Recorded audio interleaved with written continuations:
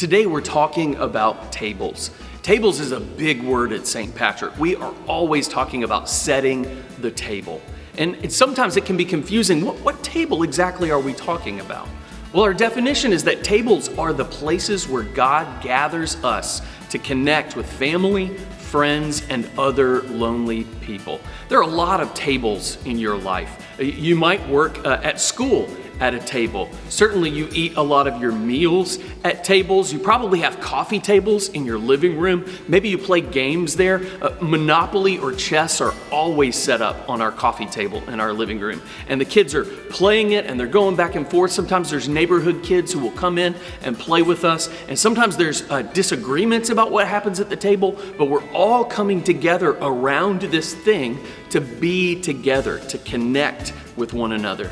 There's another special table in our house upstairs in the playroom. That's the Lego table. And we love the Lego table because we're constantly building these great creations.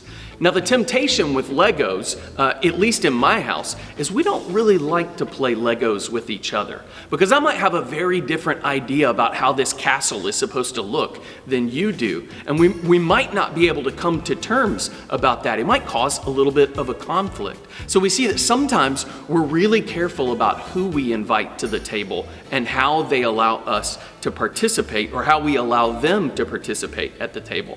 Sometimes we don't get to pick who's at our table. I know when I was a kid and I was at school, the cafeteria was this huge room with all kinds of tables. And if our grade was behaving ourselves, we could choose where we would sit. And we would all clump together with our friends. Sometimes there would be people who didn't quite know where to sit or where to belong. They were really lonely. And you would see their face light up when you would say, "Hey, come over here and sit with us."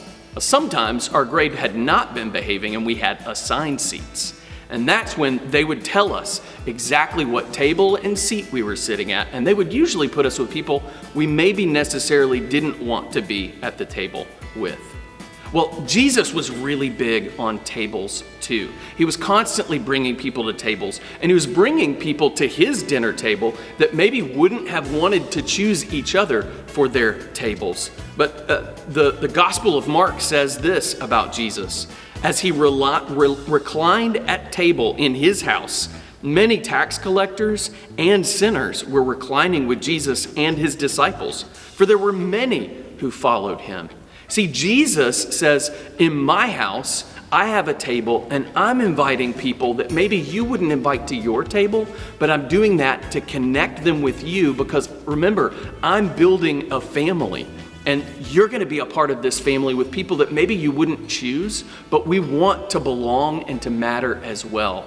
You're a part of something so much bigger than you maybe even thought of before. And so every Sunday we come together and we worship and we come to the Lord's table as a way of remembering that actually not just this table, but all of our tables are the places where God gathers us to connect with family, friends, and other lonely people.